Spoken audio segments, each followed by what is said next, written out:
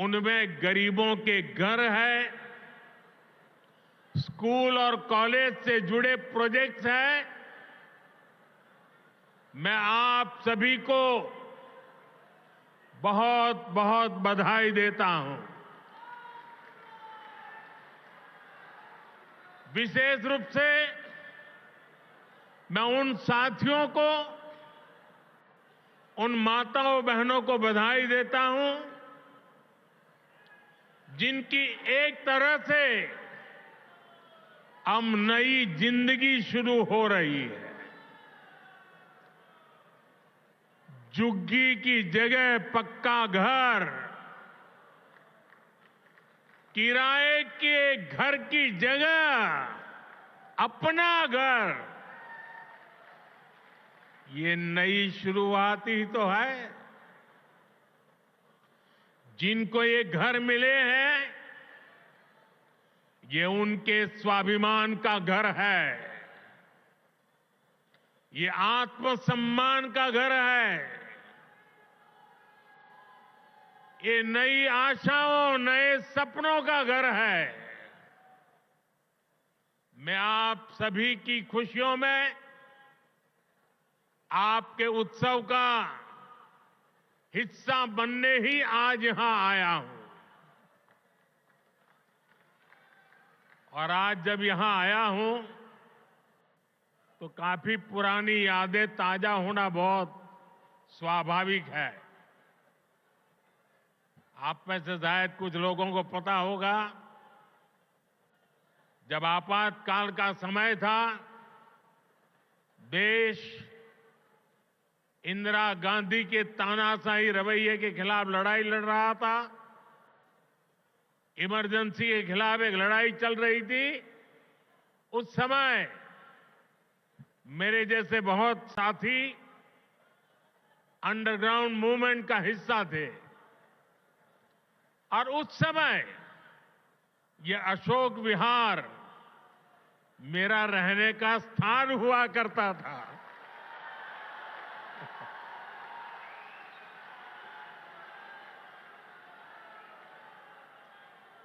और इसलिए आज अशोक विहार में आते ही बहुत सारी पुरानी यादें ताजा होना बहुत स्वाभाविक है। साथियों, आज पूरा देश विकसित भारत के निर्माण में जुटा है। विकसित भारत में देश के हर नागरिक के पास पक्की छत हो, अच्छे घर हो, ये संकल्प लेकर हम काम कर रहे हैं। इस संकल्प की सिद्धि में दिल्ली का बहुत बड़ा रोल है। इसलिए भाजपा की केंद्र सरकार ने झुग्गियों की जगह पक्का घर बनाने का अभियान शुरू किया। 2 साल पहले भी मुझे कालकाजी एक्सटेंशन में झुग्गियों में रहने वाले भाई बहनों के लिए 3000 से अधिक घरों के शुभारंभ का अवसर मिला था। वो परिवार जिनकी अनेक पीढ़ियां सिर्फ झुग्गियों में ही रही, जिनके सामने कोई उम्मीद नहीं थी, वे पहली बार पक्के घरों में पहुंच रहे हैं। तब मैंने कहा था कि ये तो अभी शुरुआत है। आज यहां और 1500 घरों की चाबी लोगों को दी गई है। ये स्वाभिमान अपार्टमेंट्स गरीबों के स्वाभिमान को उनकी गरिमा को बढ़ाने वाले हैं। थोड़ी देर पहले जब कुछ लाभार्थियों से मेरी बातचीत हुई तो मैं यही एहसास उनके भीतर देख रहा था। मैं नया उत्साह, नई ऊर्जा अनुभव कर रहा था। और वहां मुझे कुछ बालक बालिकाओं से भी मिलने का मौका मिला। ऐसा लग रहा था कि वह स्वाभिमान अपार्टमेंट की ऊंचाई जो है ना, उससे भी ऊंचे उनके सपने में देख रहा था।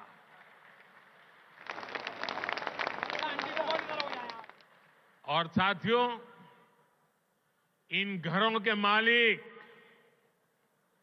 भले ही दिल्ली के अलग अलग लोग हों, लेकिन ये सब के सब मेरे परिवार के ही सदस्य हैं।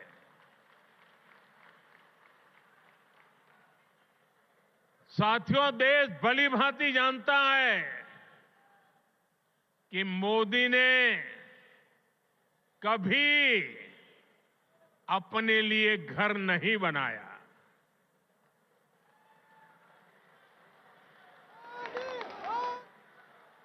लेकिन बीते 10 वर्षों में 4 करोड़ से अधिक गरीबों के घर उनका सपना पूरा किया है।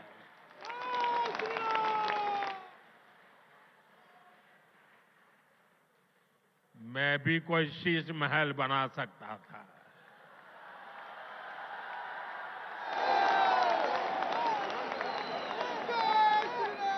लेकिन मेरे लिए तो मेरे देशवासियों को पक्का घर मिले,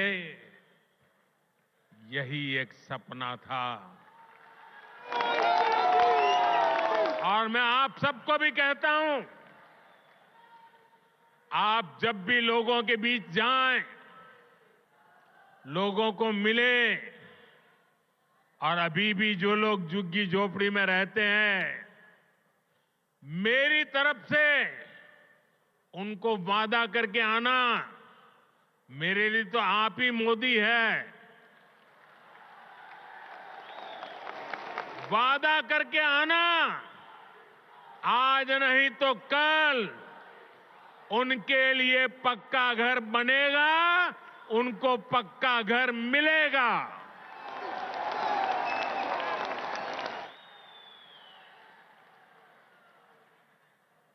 गरीबों के इन घरों में हर वो सुविधा है जो बेहतर जीवन जीने के लिए जरूरी है। यही तो गरीब का स्वाभिमान जगाता है, आत्मविश्वास बढ़ाता है, जो विकसित भारत की असली ऊर्जा है। और हम यहीं रुकने वाले नहीं हैं। अभी दिल्ली में करीब 3000 ऐसे ही और घरों के निर्माण का काम कुछ ही समय में पूरा होने वाला है। आने वाले समय में हजारों नए घर दिल्ली वासियों को मिलने वाले हैं। इस क्षेत्र में बहुत बड़ी संख्या में हमारे कर्मचारी भाई बहन रहते हैं। उनके जो आवास थे, वे भी काफी पुराने हो चुके थे। उनके लिए भी नए आवास बनाए जा रहे हैं। दिल्ली के अभूतपूर्व विस्तार को देखते हुए ही केंद्र सरकार रोहिणी और द्वारका सब सिटी के बाद अब नरेला सब सिटी के निर्माण को गति दे रही है।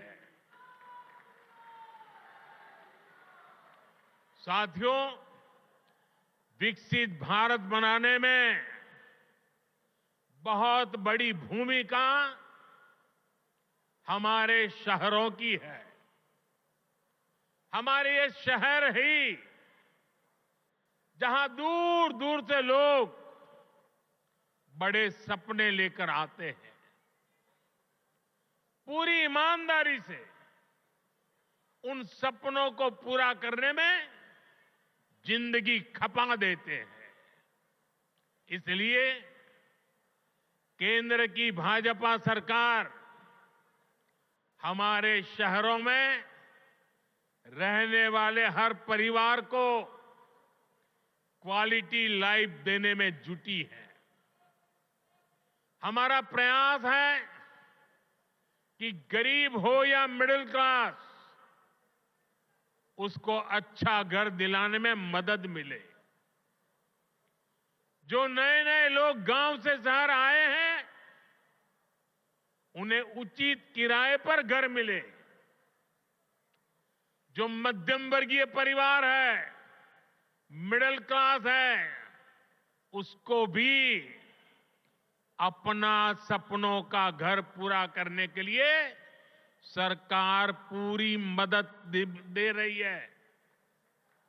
बीते एक दशक से कम लगातार ये काम निरंतर चल रहा है। बीते 10 वर्षों में प्रधानमंत्री आवास योजना शहरी, इसके तहत देश भर में 1 करोड़ से ज्यादा घर बने हैं। इसी योजना के तहत दिल्ली में भी करीब 30,000 नए घर बने हैं। साथियों, अब इस प्रयास को हमने और विस्तार देने की योजना शुरू की है। प्रधानमंत्री आवास योजना शहरी के अगले चरण में शहरी गरीबों के लिए 1 करोड़ नए घर बनने वाले हैं। इन घरों के लिए केंद्र की भाजपा सरकार ही मदद देने वाली है।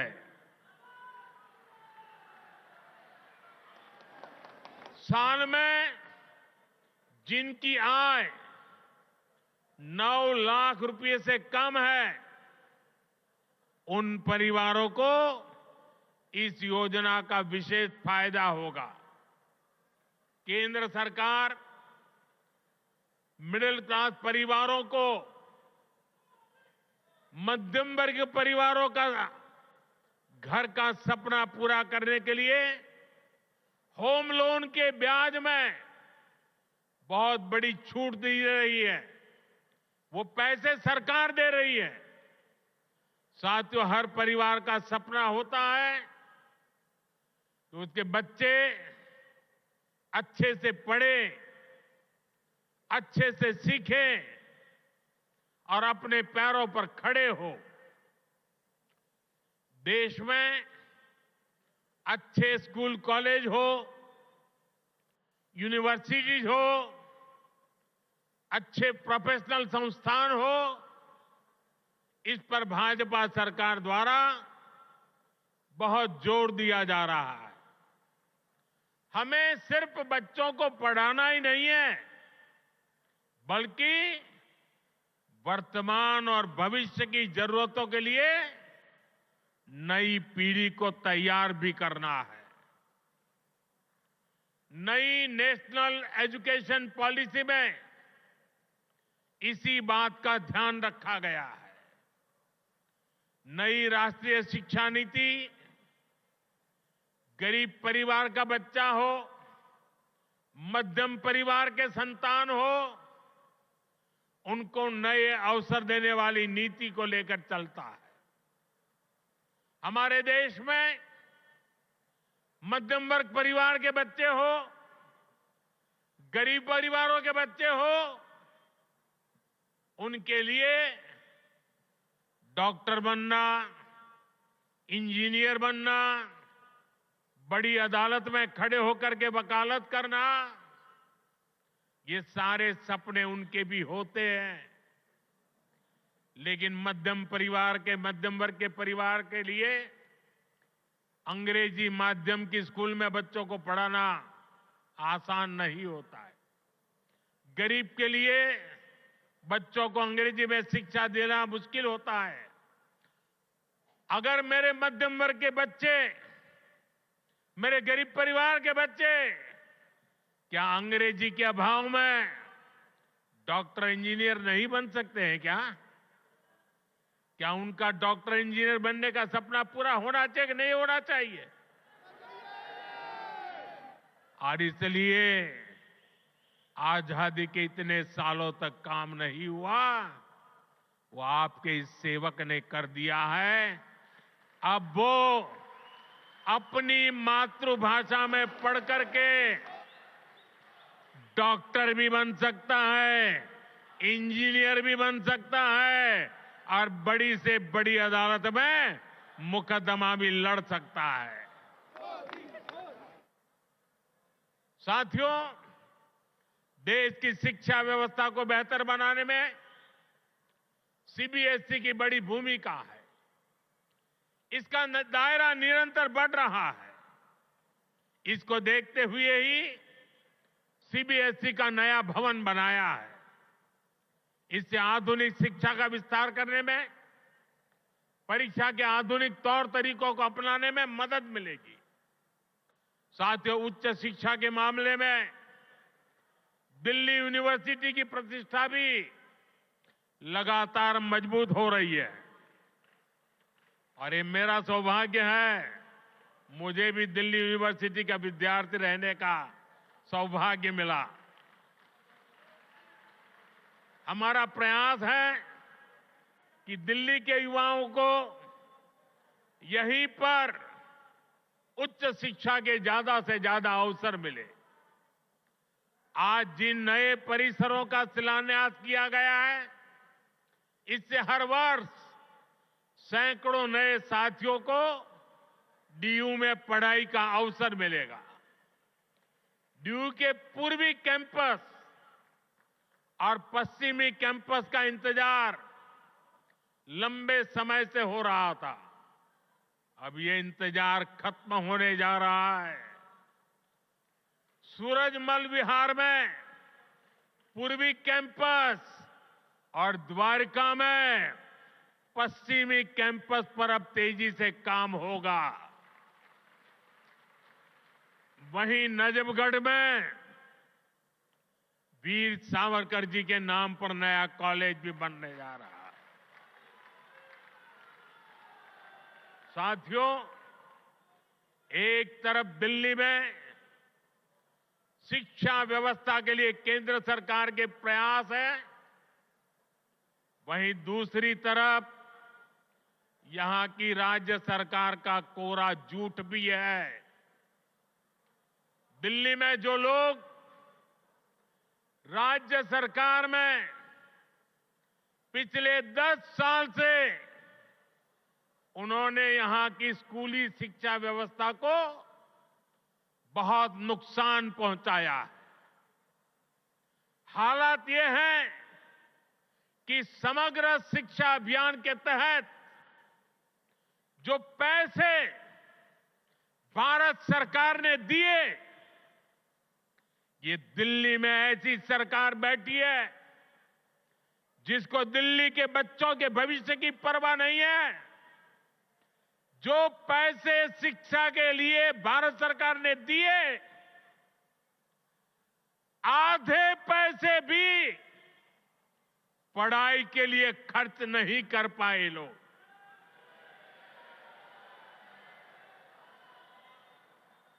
साथियों, ये देश की राजधानी है। दिल्ली वासियों का हक है, उनकी सुशासन की कल्पना की है, सुशासन का सपना देखा है। लेकिन बीते 10 वर्षों से दिल्ली एक बड़ी दिल्ली एक बड़ी आपदा से घिरी है। अन्ना हजारे जी को सामने करके कुछ कट्टर बेईमान लोगों ने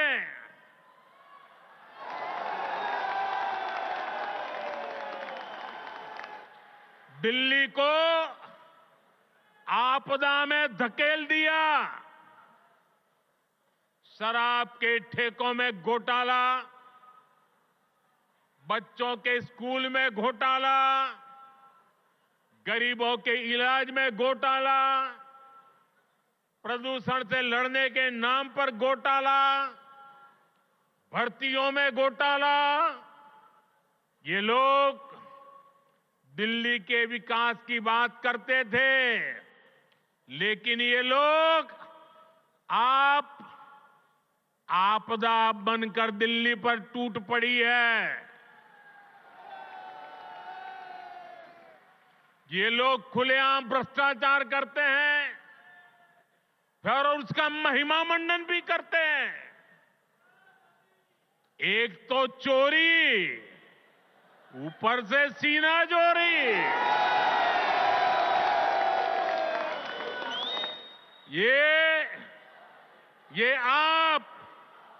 ये आपदा दिल्ली पर आई है और इसलिए दिल्ली वालों ने आपदा के विरुद्ध जंग छेड़ दी है। दिल्ली का वोटर दिल्ली को आपदा से मुक्त करने की ठान चुका है। दिल्ली का हर नागरिक कह रहा है, दिल्ली का हर बच्चा कह रहा है, दिल्ली की हर गली से आवाज आ रही है, आपदा को नहीं सहेंगे, बदल के रहेंगे। आपदा को नहीं सहेंगे,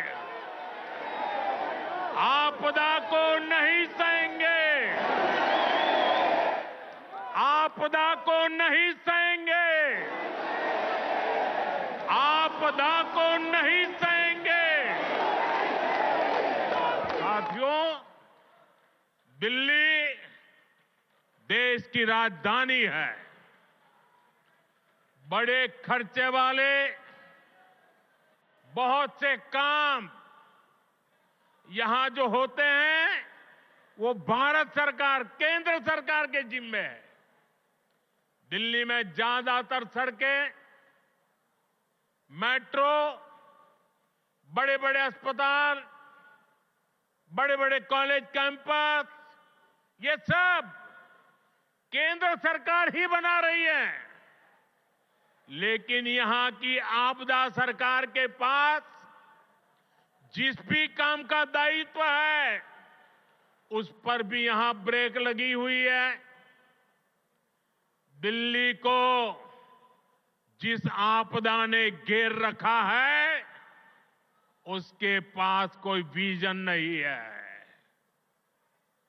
ये कैसी आपदा है, इसका एक और उदाहरण हमारी यमुना जी है। यमुना नदी, अभी मैं ये स्वाभिमान फ्लैट के लाभार्थियों से बात कर रहा था यहां आने से पहले, तो ज्यादातर वो इस उत्तरी क्षेत्र के रहने वाले थे। तो मैंने उनको पूछा छठ पूजा कैसी रही।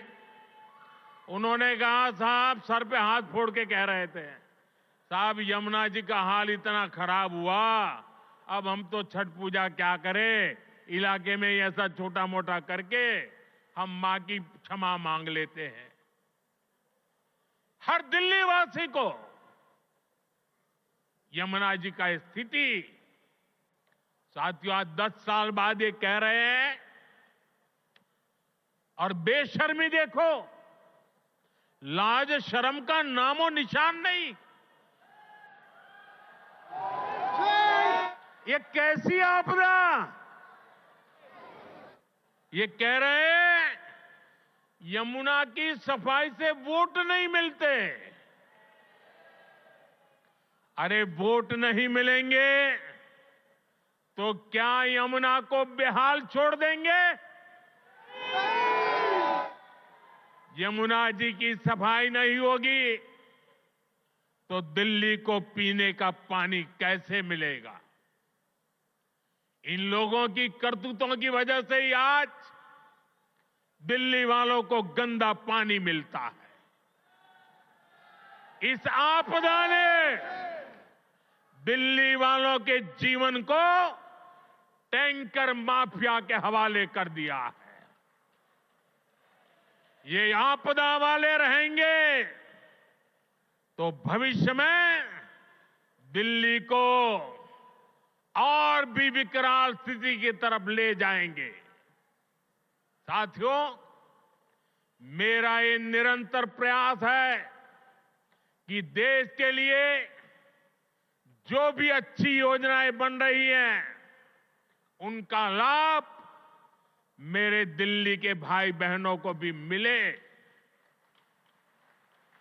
केंद्र की भाजपा सरकार की योजनाओं से गरीब और मध्यम वर्ग को सुविधाएं भी मिल रही हैं और पैसे भी बच रहे हैं।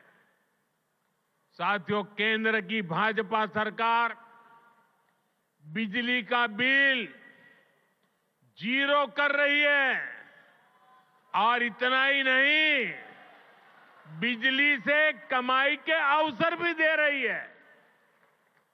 पीएम सूर्यघर मुफ्त बिजली योजना से हर परिवार आज बिजली उत्पादक बन रहा है। भाजपा सरकार हर इच्छुक परिवार को 78,000 रुपीज, करीब 75-80 हजार रुपये एक परिवार को सोलर पैनल लगाने के लिए 75-80 हजार रुपये दे रही है।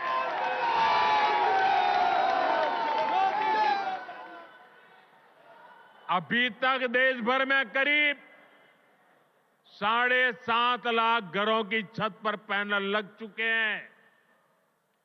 इससे जरूरत की बिजली मुफ्त मिलेगी और बची हुई बिजली का पैसा सरकार आपको देगी। मैं दिल्ली के लोगों को विश्वास दिलाता हूं, दिल्ली में भाजपा का मुख्यमंत्री बनते ही प्रधानमंत्री सूर्यघर मुफ्त बिजली योजना और तेजी से लागू की जाएगी।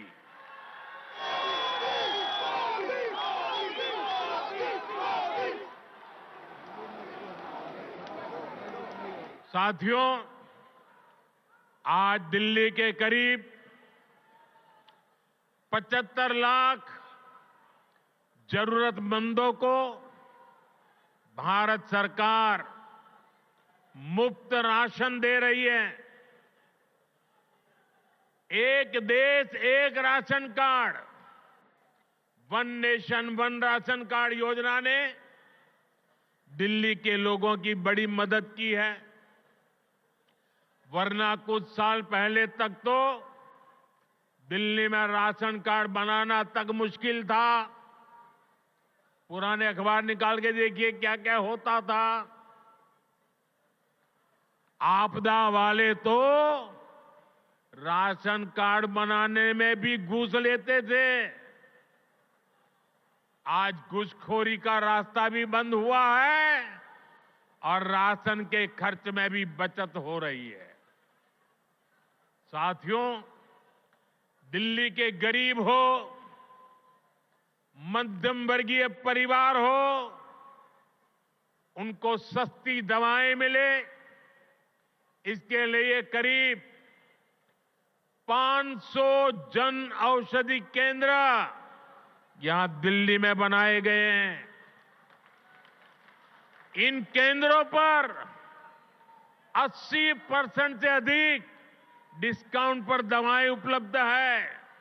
100 रुपये की दवाई 15 रुपया 20 रुपये में मिलती है। इन सस्ती दवाओं से दिल्ली के लोगों को हर महीने हजारों रुपए की बचत हो रही है। साथियों, मैं तो दिल्ली वालों को मुफ्त इलाज की सुविधा देने वाली आयुष्मान योजना का भी लाभ देना चाहता हूं। लेकिन आपदा सरकार को दिल्ली वालों से बड़ी दुश्मनी है। वे पूरे देश में आयुष्मान योजना लागू है, लेकिन इस योजना को आपदा वाले यहां लागू नहीं होने दे रहे। इसका नुकसान दिल्ली वालों को उठाना पड़ रहा है। और सबसे बड़ी बात, हमारे दिल्ली के व्यापारी देश भर में जाते आते रहते हैं। दिल्ली के प्रोफेशनल देश भर में जाते आते रहते हैं। दिल्ली के नौजवान देश भर में जाते आते रहते हैं। घूमने फिरने जाते हैं। हिंदुस्तान के किसी कोने में गए और कुछ हो गया, अगर आयुष्मान कार्ड होगा तो कार्ड वहां पर भी आपकी ट्रीटमेंट की गारंटी बन जाएगा। लेकिन ये लाभ दिल्ली को नहीं मिल रहा है, क्योंकि दिल्ली की आपदा सरकार आपको आयुष्मान से जोड़ नहीं रही है। और इसलिए हिंदुस्तान में कहीं गए, कुछ हो गया, ये मोदी चाहते हुए भी आपकी सेवा नहीं कर पाता है, ये आपदा के पाप के कारण। साथियों, भाजपा सरकार 70 साल की आयु के ऊपर के बुजुर्गों को भी आयुष्मान योजना के दायरे में ले आई है। किसी भी परिवार का 70 साल से ऊपर का व्यक्ति, अब उनके बच्चों को उसकी बीमारी की चिंता नहीं करनी पड़ेगी, ये आपका बेटा उनकी चिंता करेगा। लेकिन मुझे बड़े दुख के साथ कहना पड़ रहा है कि बेटा दिल्ली के बुजुर्गों की कितनी सेवा करना चाहे, लेकिन आपदा वालों ने दिल्ली के बुजुर्गों को उस सेवा से वंचित कर दिया है। फायदा नहीं ले पा रहे। आपदा वालों का स्वार्थ, आपदा वालों की जीत, आपदा वालों का अहंकार आपके जीवन से वो ज्यादा बड़ा मानते हैं। साथियों, दिल्ली के लोगों के लिए भारत सरकार पूरी संवेदनशीलता से काम कर रही है। दिल्ली की अनेकों कॉलोनियों को रेगुलर करके भाजपा सरकार ने लाखों लोगों की चिंता दूर की है। लेकिन यहां की आपदा सरकार ने, यहां की राज्य सरकार ने उन्हें आपदा का शिकार बना डाला। केंद्र की भाजपा सरकार लोगों की मदद के लिए स्पेशल सिंगल विंडो कैंप चला रही है, लेकिन आपदा सरकार इन कॉलोनियों में पानी की, सीवर की सुविधाएं तक ठीक से नहीं दे रही है। इसके चलते लाखों दिल्ली वासियों को बहुत परेशानी हो रही है। घर बनाने में लाखों रुपए लगाने के बाद भी अगर सीवर ना हो, नालियां टूटी हो, गली में गंदा पानी बहता हो, तो दिल्ली के लोगों का दिल दुखना बहुत स्वाभाविक है। जो लोग दिल्ली के लोगों से विश्वासघात करके, झूठी कस्में खाके अपने लिए शीश महल बनवा लेते हैं, उनसे जब यह आपदा जाएगी और भाजपा आएगी तो इन सारी समस्याओं का समाधान भी किया जाएगा। साथियों, आपको याद रखना है, जहां जहां आपदा का दखल नहीं है, वहां हर काम अच्छे से होता है। आपके सामने डीडीए दिल्ली डेवलपमेंट अथॉरिटी का उदाहरण है। डीडीए में आपदा का उतना दखल नहीं है। इसके कारण डीडीए गरीबों और मध्यम वर्ग के लिए नए घर बना पा रही है। दिल्ली के हर घर तक पाइप से सस्ती गैस पहुंचाने का काम तेजी से चल रहा है। ये काम भी इसलिए हो पा रहा है क्योंकि इसमें भी आपदा की दखल नहीं है। दिल्ली में इतने सारे हाईवे बन रहे हैं, एक्सप्रेसवे बन रहे हैं, ये भी इसलिए बन पा रहा है क्योंकि इसमें आपदा की दखल नहीं है। साथियों, आपदा वाले दिल्ली को सिर्फ समस्याएं दे सकते हैं, वहीं भाजपा दिल्ली के लोगों की समस्याओं का समाधान करने में जुटी है। 2 दिन पहले ही हमारे दिल्ली के 7 एमपी हमारे सांसद ने यहां की ट्रैफिक की समस्या को दूर करने के लिए अहम सुझाव भारत सरकार को दिए हैं। दिल्ली एयरपोर्ट के नजदीक शिव मूर्ति से नेल्सन मंडेला मार्ग तक टनल बनाना हो, दिल्ली अमृतसर कटरा एक्सप्रेसवे को केएमपी एक्सप्रेसवे से जोड़ना हो, दिल्ली देहरादून एक्सप्रेसवे को अर्बन एक्सटेंशन रोड 2 से जोड़ना हो, या दिल्ली का ईस्टर्न बाईपास हो, ये हमारे सांसदों ने जो सुझाव दिए, इन सुझावों को भारत सरकार ने मान लिया है। इन पर सैद्धांतिक सहमति दे दी है। इनसे आने वाले समय में दिल्ली में ट्रैफिक की समस्या का समाधान होगा। साथियों, साल 2025 दिल्ली में सुशासन की नई धारा तय करेगा। ये साल राष्ट्र प्रथम, देशवासी प्रथम, मेरे लिए दिल्लीवासी प्रथम, इस भाव को सशक्त करेगा। ये साल दिल्ली में राष्ट्र निर्माण और जन कल्याण की नई राजनीति का शुभारंभ करेगा। और इसलिए आपदा को हटाना है, भाजपा को लाना है। आपदा को हटाना है, आपदा को हटाना है, आपदा को हटाना है। इसी विश्वास के साथ आप सभी को नए घरों के लिए, नए शिक्षा संस्थानों के लिए